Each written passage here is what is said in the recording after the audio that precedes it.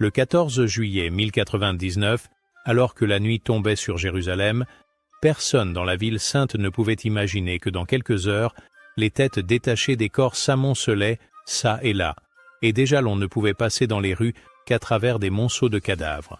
Le gouverneur fatimide Iftikhar ad-Dawla se tenait sur les remparts, observant les préparatifs de ces barbares d'Occident qui campèrent sous ses murs depuis plus d'un mois.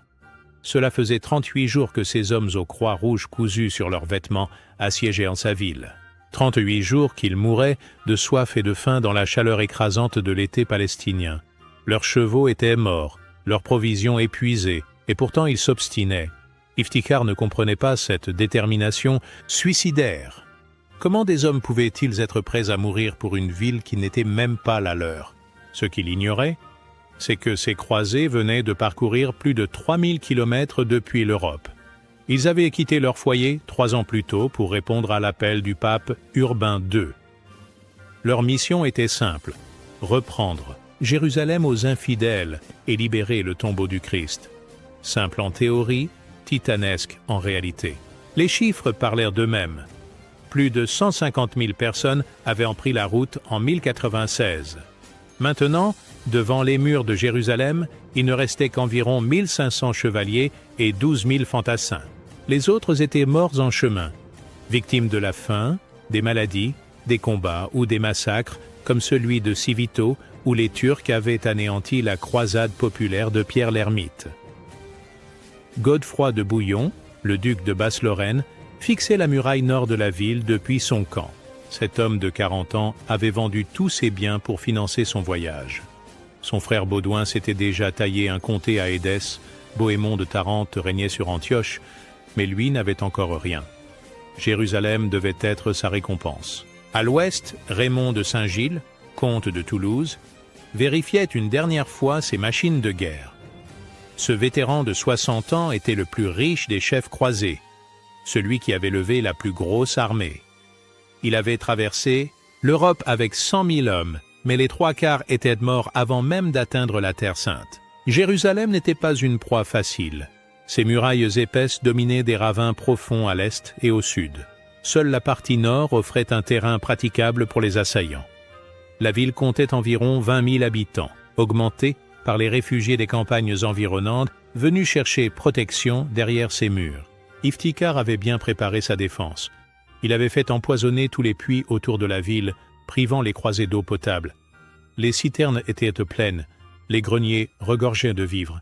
Ces hommes avaient même fabriqué du feu grégeois, ce mélange incendiaire qui pouvait brûler même sur l'eau. Mais le gouverneur fatimide avait commis une erreur fatale. Au lieu de garder tous les habitants pour défendre la ville, il avait expulsé la plupart des chrétiens à l'approche des croisés. Il craignait qu'ils n'ouvrent les portes à leurs frères d'Occident. Cette décision allait se révéler désastreuse car elle privait Jérusalem de milliers de défenseurs potentiels. Les croisés, eux, vivaient un enfer. Pendant ce siège, nous ne pûmes trouver de pain, et nous fûmes en proie à une soif si ardente, témoignait Fouché de Chartres. Ils devaient parcourir des kilomètres pour trouver de l'eau, et celle-ci était souvent souillée. Beaucoup mouraient de dysenterie. Les plus riches payaient des fortunes pour un peu d'eau fraîche, une pièce d'or pour une gourde. Le moral des troupes s'effritait. Certains parlaient déjà de lever le siège. C'est alors qu'arriva le miracle tant attendu. Le 17 juin, une flotte génoise accostait à Jaffa. 6 navires chargés de vivres, d'outils et surtout de bois pour construire des machines de siège. Les marins génois n'étaient pas venus par charité, ils réclamèrent le tiers de toutes les villes que leur aide permettrait de conquérir. Avec le bois génois, les croisés purent enfin construire leurs engins de mort. 2 tours mobiles gigantesques s'élevèrent dans leur camp. Ces cathédrales de guerre mesuraient plus de 20 mètres de haut et nécessitaient des centaines d'hommes pour les manœuvrer. La tour de Godefroy était un chef-d'œuvre d'ingénierie militaire. 3 étages reliés par des échelles, blindés de cuir bouilli et de plaques de fer pour résister au feu grégeois. Au sommet, une passerelle mobile pouvait s'abattre sur les remparts pour permettre l'assaut. Les charpentiers avaient même prévu des protections mobiles pour les hommes qui pousseraient l'engin. Pendant ce temps, les Mangonaux bombardaient sans relâche les défenses.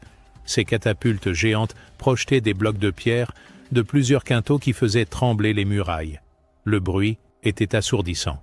Les habitants de Jérusalem ne dormaient plus, terrorisés par ces coups qui pleuvaient jour et nuit.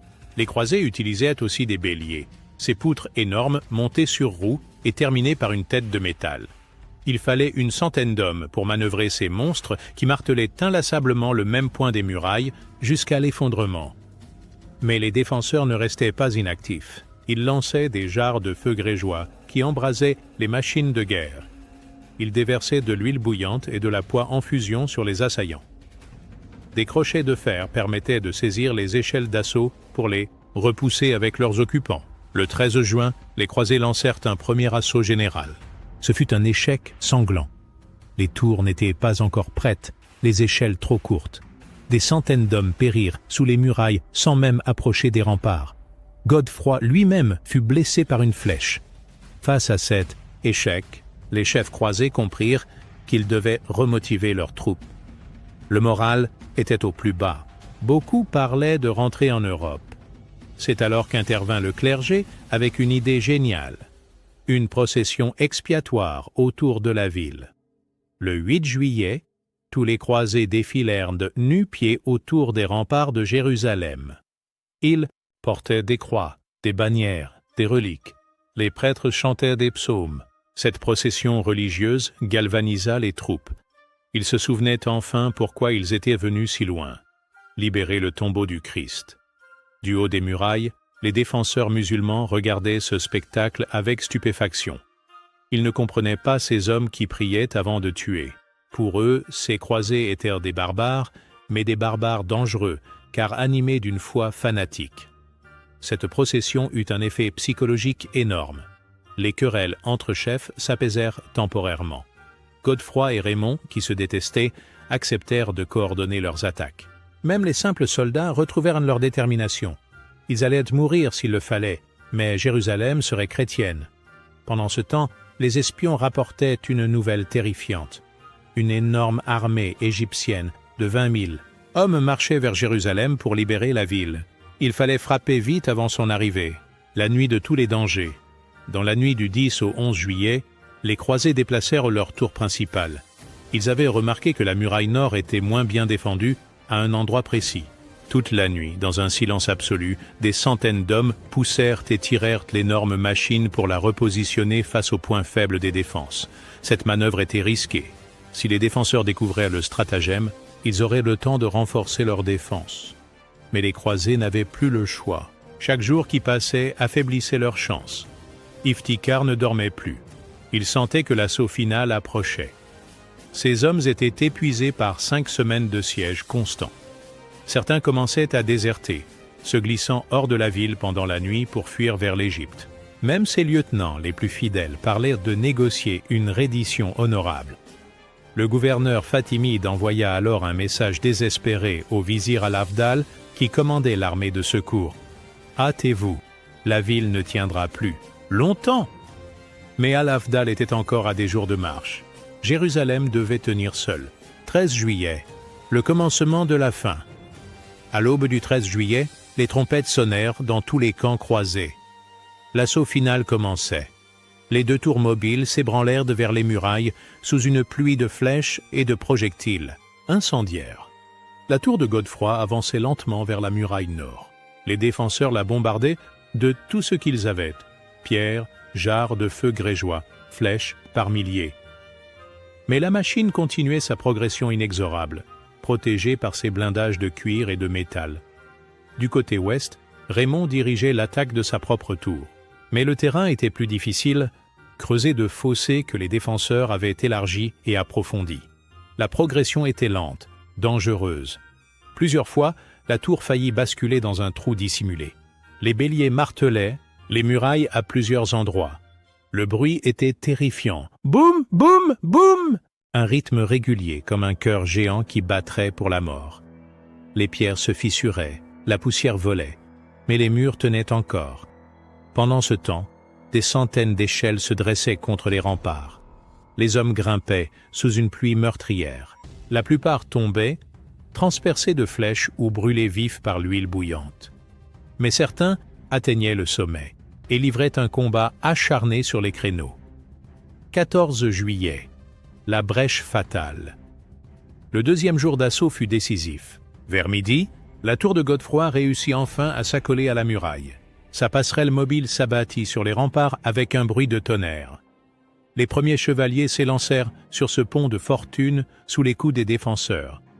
Létald et Engelbert, deux frères flamands, furent les premiers à poser le pied sur la muraille de Jérusalem. Derrière eux se précipitaient Godefroy lui-même et ses meilleurs chevaliers. Un combat sauvage s'engagea sur les remparts. Les épées s'entrechoquaient, les haches fendirent les casques, le sang coulait sur les pierres chauffées par le soleil. Peu à peu, les croisés gagnaient du terrain. Chaque mètre de muraille conquis permettait à d'autres échelles de se dresser. Les défenseurs, submergés par le nombre, commençaient à reculer vers l'intérieur de la ville. C'est alors que survint l'événement qui scella le sort de Jérusalem. Un groupe de chevaliers réussit à descendre dans la ville et à se diriger vers les portes. Ils tuèrent les gardes et ouvrirent les battants. Instantanément, la masse des croisés se rua à l'intérieur. Iftikhar, voyant que tout était perdu, se barricada dans la tour de David avec ses derniers fidèles. Il espérait encore négocier une reddition honorable avec Raymond, réputé plus modéré que les autres chefs.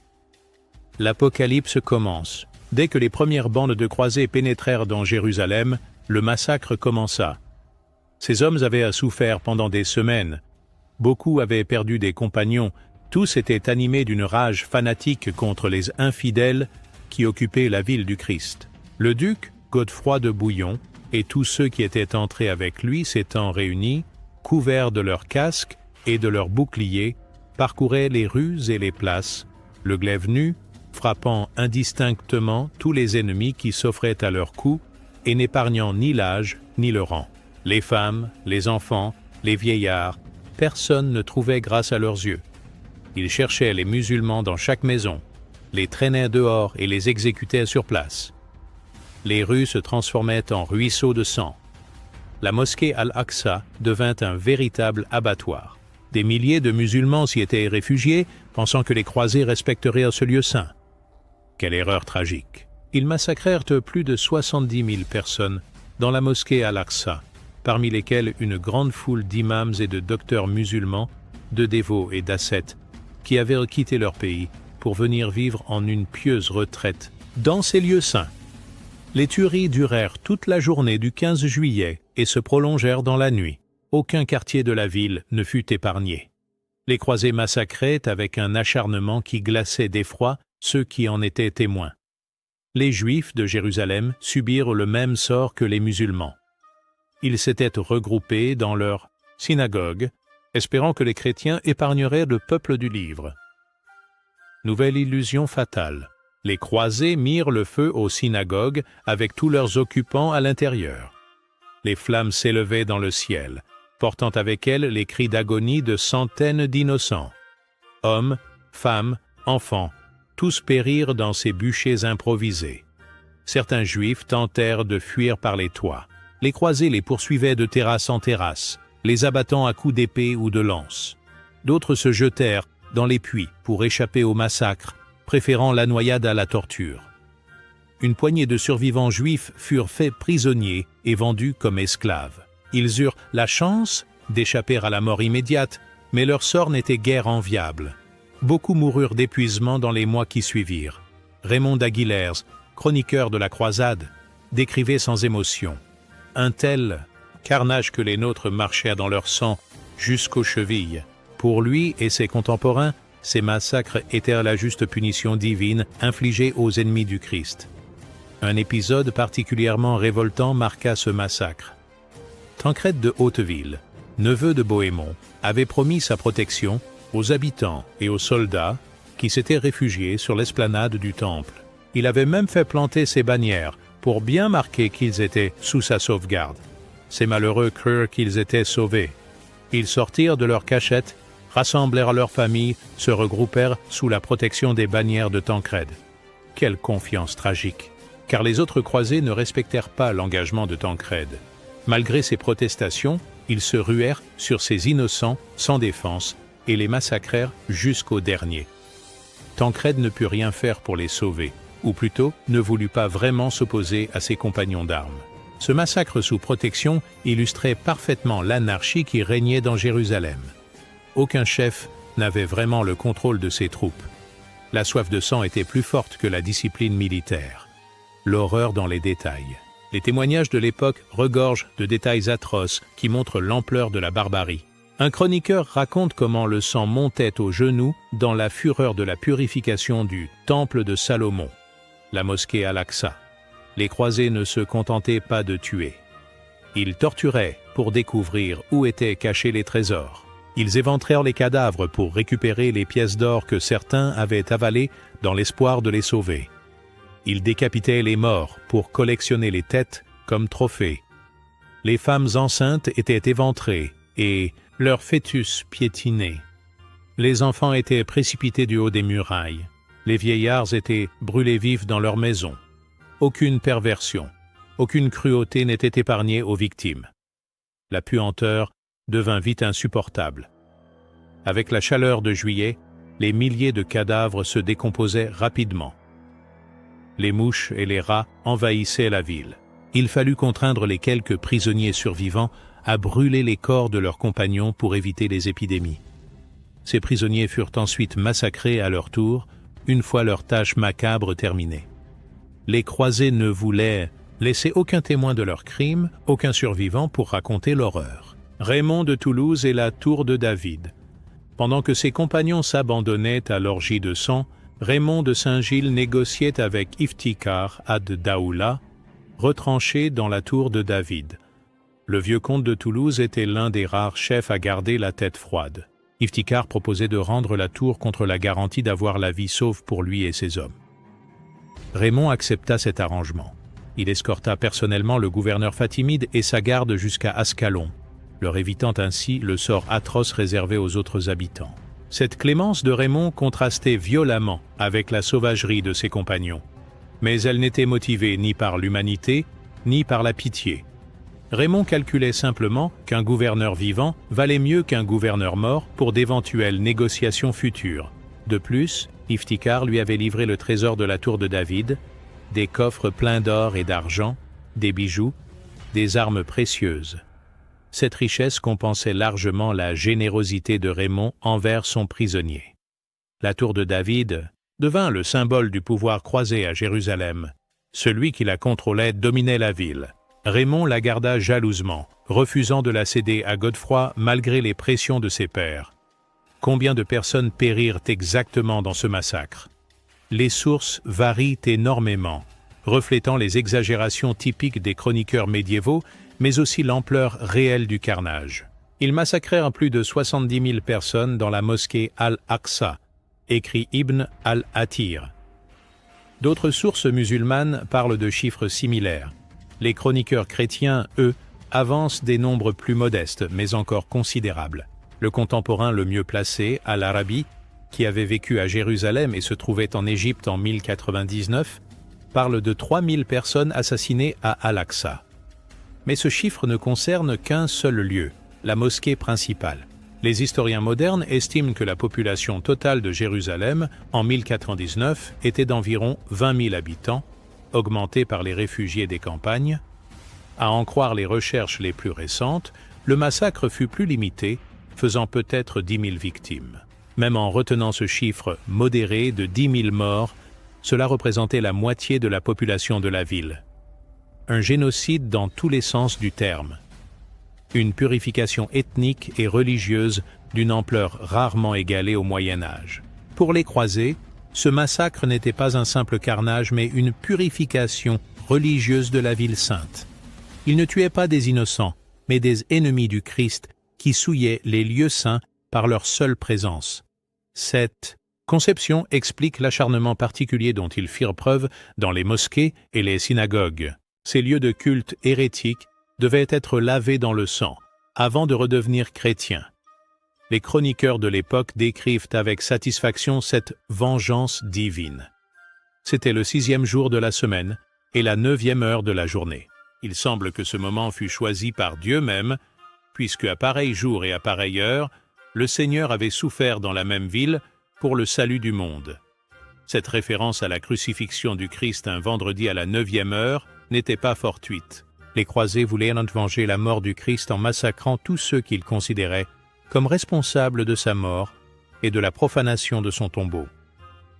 Après le massacre, ils procédèrent à une véritable reconsécration de la ville. Les mosquées furent transformées en églises, les synagogues détruites ou converties. Jérusalem redevenait officiellement chrétienne pour la première fois depuis 638. Le massacre s'accompagna d'un pillage en règle de toute la ville. Les croisés avaient souffert de privations pendant des mois. Ils comptèrent bien se dédommager sur le dos des vaincus. Chaque maison fut fouillée de fond en comble. Les tapis précieux, les bijoux, l'or, l'argent, les épices, tout ce qui avait de la valeur, fut systématiquement emporté. Les bibliothèques furent détruites, leurs manuscrits précieux brûlés ou jetés. Les chevaux et les chameaux furent confisqués pour remplacer les montures mortes pendant le siège. Les stocks de vivres furent réquisitionnés pour nourrir l'armée croisée. Même les vêtements des morts furent récupérés et revendus. Ce pillage organisé enrichit considérablement les croisés survivants. Beaucoup de simples soldats rentrèrent en Europe avec de véritables fortunes. Cette perspective de butin avait d'ailleurs motivé bon nombre d'entre eux, autant que la foi religieuse. Godefroy lui-même s'appropria le trésor du Saint-Sépulcre, accumulé depuis des siècles par les pèlerins. Cet or lui permit de payer ses troupes et d'attirer de nouveaux chevaliers pour défendre ses conquêtes.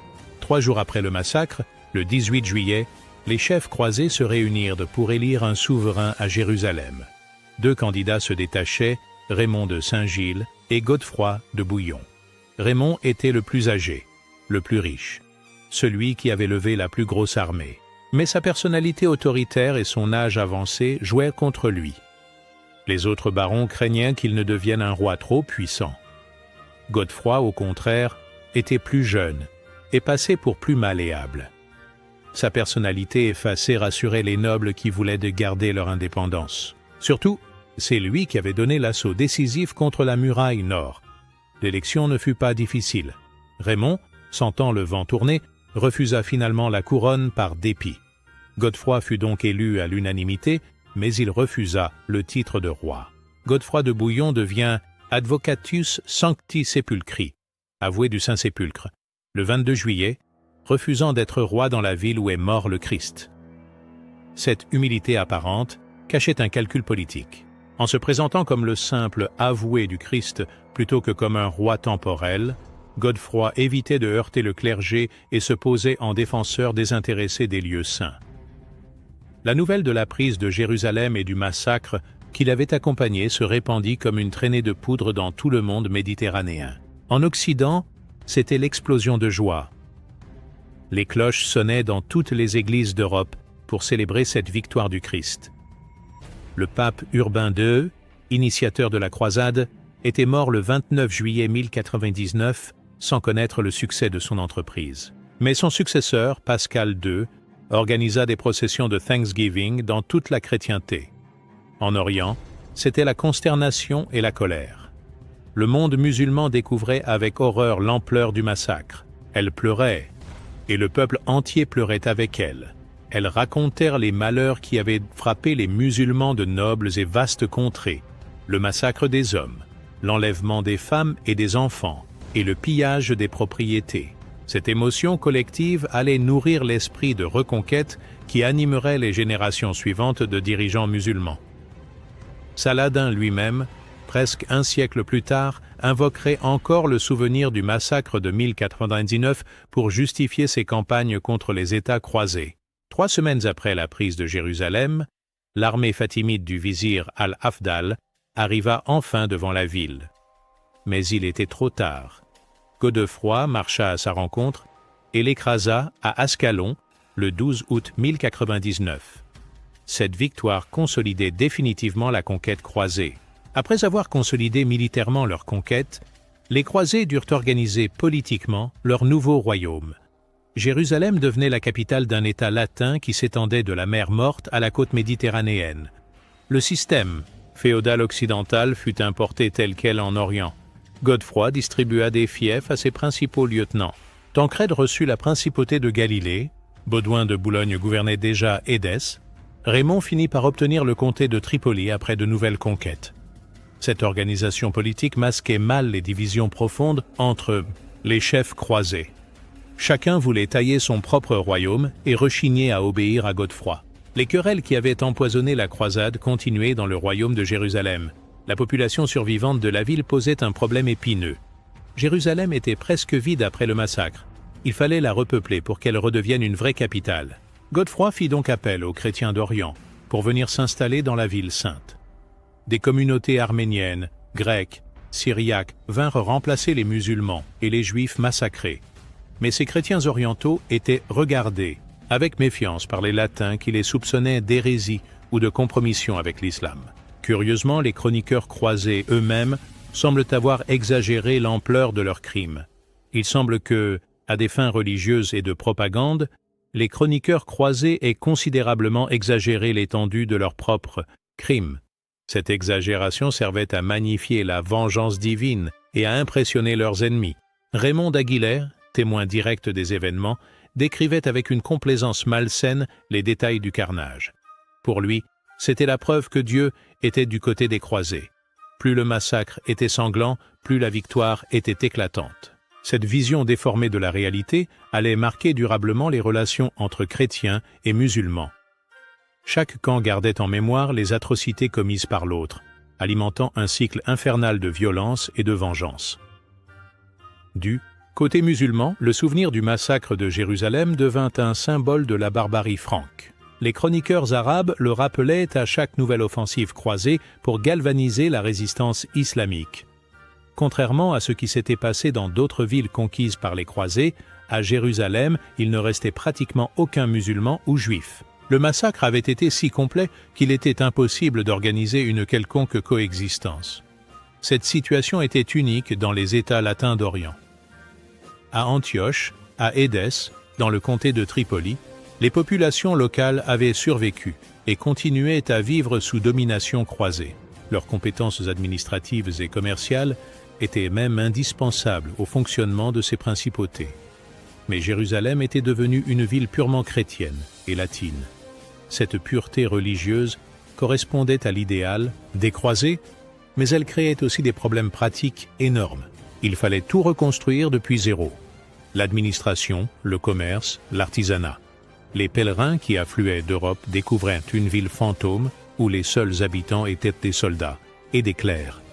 L'atmosphère était lourde, oppressante. Beaucoup repartaient en déçus par cette Jérusalem qui ne ressemblait plus à la ville cosmopolite qu'elle avait été pendant des siècles. d'Humbert de Pise et les ambitions pontificales.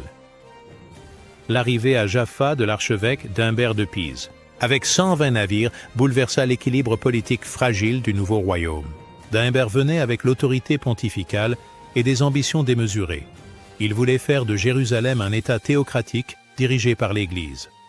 Raymond part en pèlerinage et en son absence, d'Humbert de Pise, opposé à Raymond, à cause du soutien de ce dernier envers Pierre Barthélemy, est élu le 1er août, premier patriarche latin de Jérusalem.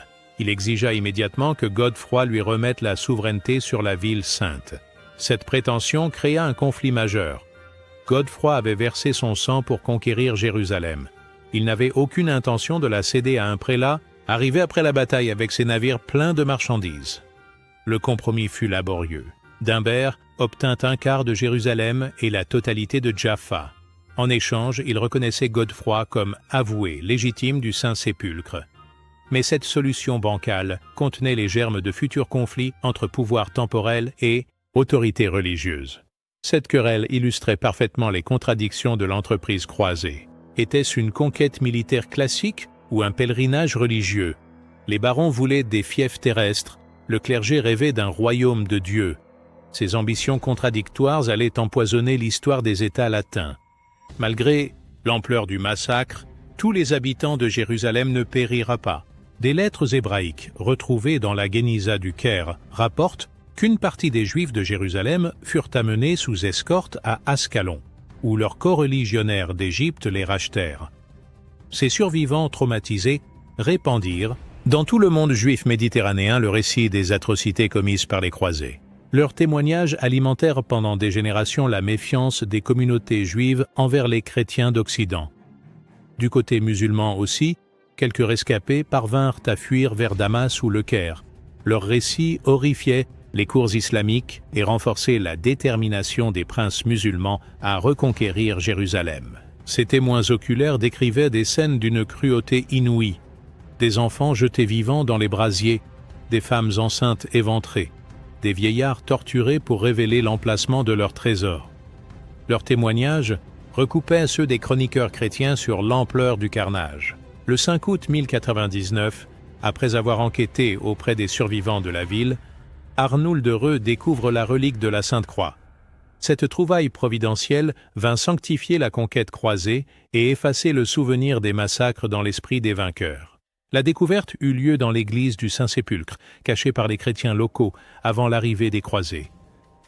Arnoul interrogea longuement les quelques prêtres orthodoxes survivants avant de localiser la cachette. Cette relique était d'une valeur inestimable pour les croisés. Elle légitimait leur présence à Jérusalem et prouvait que Dieu approuvait leurs actions, même les plus sanglantes. La vraie croix devint le palladium du royaume de Jérusalem. Godefroy porta lui-même cette relique lors de la bataille d'Ascalon contre l'armée fatimide. Sa présence galvanisa les troupes croisées et terrorisa leurs ennemis musulmans qui y virent un signe de mauvais augure. La bataille d'Ascalon. L'épilogue sanglant. Le 12 août 1099, Godefroy conduit une armée avec la Sainte Croix pour combattre l'armée fatimide à Ascalon. Cette bataille était cruciale pour la survie du jeune royaume de Jérusalem. Une défaite aurait anéanti en quelques heures tous les acquis de la croisade. L'armée du vizir Al-Afdal comptait environ 20 000 hommes, soit presque autant que tous les croisés survivants. Mais ces troupes égyptiennes manquaient de motivation. Elles venaient venger une ville qu'elles n'avaient pas su défendre. Les croisés, au contraire, se battirent pour leur survie. Ils savaient qu'une défaite signifierait l'extermination pure et simple. Cette détermination compensa largement leur infériorité numérique. La bataille tourna rapidement à l'avantage des Francs. Les Égyptiens furent pris totalement par surprise et paniquèrent. Beaucoup d'entre eux se retirèrent dans un bosquet de sycomores, où ils périrent après que celui-ci ait été incendié. D'autres furent poussés dans la mer, et l'étendard du vizir fut capturé. Cette victoire éclatante consolida définitivement la conquête de Jérusalem. Al-Afdal s'enfuit vers l'Égypte avec les débris de son armée. Plus aucune force musulmane n'était capable de menacer immédiatement le royaume latin. Après la bataille d'Ascalon, la plupart des croisés considèrent leurs vœux accomplis et retournent en Europe. Ils avaient libéré Jérusalem, vaincu les infidèles, accompli leur pèlerinage. Ils pouvaient rentrer chez eux, la conscience tranquille. Robert de Normandie, Robert de Flandre, Raymond de Saint-Gilles reprirent le chemin de l'Occident avec leurs troupes. Ils laissaient derrière eux un royaume fragile, défendu par quelques milliers d'hommes seulement. Ces vétérans de la croisade furent accueillis en héros dans leur terre nationale. Ils racontaient leurs exploits dans les cours princières, exhibaient leurs trophées, distribuaient des reliques rapportées de Terre Sainte. Leurs récits enjolivaient considérablement la réalité. Le massacre de Jérusalem devenait une juste punition divine. Les souffrances du siège s'estompaient derrière la gloire de la victoire. Cette version édulcorée de la vérité alimenta pendant des décennies l'enthousiasme pour les croisades. Mais quelques-uns restèrent en Orient pour défendre les conquêtes. Godefroy garda avec lui environ 300 chevaliers et 2000 fantassins pour tenir Jérusalem et ses dépendances. C'était ridiculement insuffisant face aux centaines de milliers de musulmans qui les entouraient. Le massacre de Jérusalem marqua un tournant dans les relations entre chrétiens et musulmans au Proche-Orient. Avant 1099, malgré les conflits, une certaine coexistence était possible. Après le bain de sang du 15 juillet, cette coexistence devint presque impossible. Les princes musulmans, qui avaient d'abord considéré les croisés comme des mercenaires, byzantins de plus comprirent qu'ils avaient affaire à un ennemi d'un type nouveau. Ces Francs ne venaient pas pour s'enrichir ou conquérir des territoires, mais pour exterminer l'islam. Cette prise de conscience alimenta l'esprit de djihad qui anime les reconquêtes de Zangui, Nour ad-Din et Saladin. Chaque guerre sainte musulmane contre les États latins invoquait le souvenir du massacre de 1099 pour justifier sa violence. Du côté chrétien, le succès de la première croisade créa un précédent dangereux. Si Dieu avait béni le massacre des infidèles à Jérusalem, pourquoi ne pas recommencer ailleurs? Cette logique perverse alimenta les croisades suivantes et leurs propres atrocités. Physiquement, la ville sainte fut profondément transformée par la conquête croisée. Les mosquées furent converties en églises, les écoles coraniques fermées, les bains publics détruits car jugés contraires à la morale chrétienne. L'architecture elle-même changea. Les croisés érigèrent des fortifications, creusèrent des fossés, construisirent des tours. Jérusalem perdit son caractère de ville sainte paisible pour devenir une forteresse militaire. La population aussi changea radicalement. Aux musulmans et aux juifs succédèrent des chrétiens latins, des arméniens, des grecs orthodoxes. Mais ces communautés ne cohabitèrent pas harmonieusement. Chacune gardait ses quartiers, ses églises, ses traditions. Cette mosaïque religieuse créait des tensions permanentes. Les latins se méfiaient des orientaux qu'ils soupçonnaient de sympathie musulmane. Les grecs refusaient l'autorité du patriarche latin. Les arméniens réclamaient leurs propres privilèges. Les conséquences économiques. Le massacre eut aussi des conséquences économiques désastreuses pour Jérusalem. La ville avait vécu pendant des siècles du commerce caravanier entre l'Égypte, la Syrie et l'Arabie. L'extermination des marchands musulmans brisa ces réseaux commerciaux séculaires.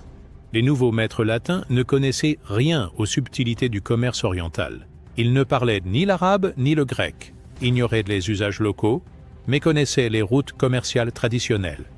Cette incompétence économique appauvrit rapidement la région. Les caravanes évitaient désormais Jérusalem, préférant des routes plus sûres entièrement contrôlées par les musulmans. La ville sainte se retrouva isolée économiquement. Pour survivre, le royaume de Jérusalem dut se tourner vers l'Europe. Les républiques maritimes italiennes, Venise, Gênes, Pise, obtinrent des privilèges commerciaux considérables en échange de leur soutien naval et logistique. Godefroy de Bouillon ne profita guère de sa victoire. Miné par les blessures et les privations de la croisade, il mourut le 18 juillet 1100, exactement un an après son élection. Son règne avait duré moins de 12 mois. Ces quelques mois furent marqués par des difficultés constantes. Les quelques centaines de chevaliers qui lui restaient suffisaient à peine à contrôler Jérusalem et ses environs immédiats. Le reste de la Palestine restait aux mains des musulmans. Godefroy passait son temps à repousser les raids musulmans, à réprimer les révoltes des populations locales, à arbitrer les querelles entre ses vassaux. Il n'eut jamais le temps de vraiment organiser son royaume. Sa mort prématurée posa un problème de succession épineux. Il n'avait pas d'héritier direct. Le patriarche d'Humbert tenta bien de faire valoir ses droits sur Jérusalem, mais les barons appelèrent Baudouin, frère de Godefroy et comte d'Édesse. Baudouin accepta la couronne que son frère avait refusée. Il se fit couronner roi de Jérusalem le 25 décembre 1100 dans la basilique de la Nativité à Bethléem. Le royaume latin entrait dans une nouvelle phase de son histoire. 88 ans après le massacre, Saladin reconquit Jérusalem le 2 octobre 1187. Sa victoire effaçait symboliquement l'humiliation de 1099, mais le sultan kurde se garda bien de reproduire les atrocités croisées. Contrairement aux Francs en 1099, Saladin épargna la population chrétienne de Jérusalem. Il autorisa même les habitants à racheter leur liberté contre rançon. Cette clémence calculée contrastait volontairement avec la barbarie croisée. Pourtant, Saladin n'oubliait pas le massacre de 1099. Dans ses proclamations, il rappelait sans cesse les crimes des Francs pour justifier sa guerre sainte.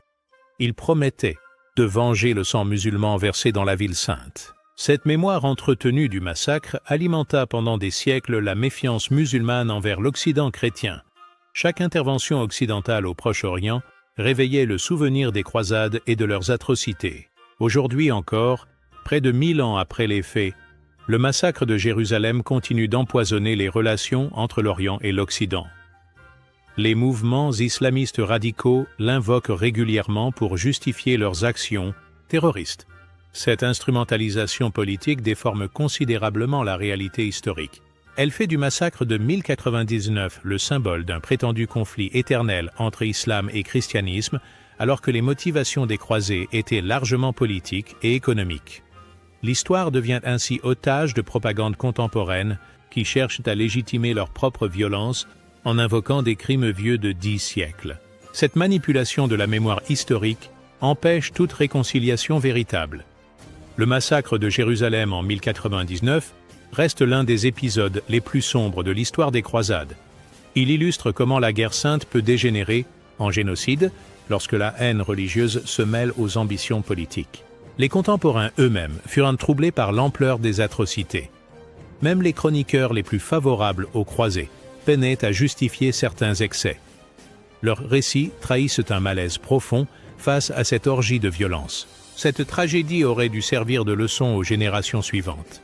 Malheureusement, l'histoire montra que l'humanité était incapable d'apprendre de ses erreurs. D'autres massacres, d'autres génocides allaient ensanglanter les siècles suivants. Le 15 juillet 1099, Jérusalem se noya dans le sang de dizaines de milliers d'innocents. Ce crime contre l'humanité marqua à jamais l'histoire de la ville sainte et empoisonna pour des siècles les relations entre les trois religions monothéistes qui s'en disputent l'héritage. Près de 1000 ans plus tard, Jérusalem demeure une ville divisée, objet de toutes les convoitises et théâtre de nouveaux affrontements. Le sang versé en 1099 continue de crier vengeance, perpétuant un cycle infernal de violence et de haine que seul le pardon pourrait briser. Mais qui osera faire le premier pas vers cette réconciliation? Qui aura le courage de regarder en face cette tragédie pour en tirer les vraies leçons? L'histoire attend encore sa réponse.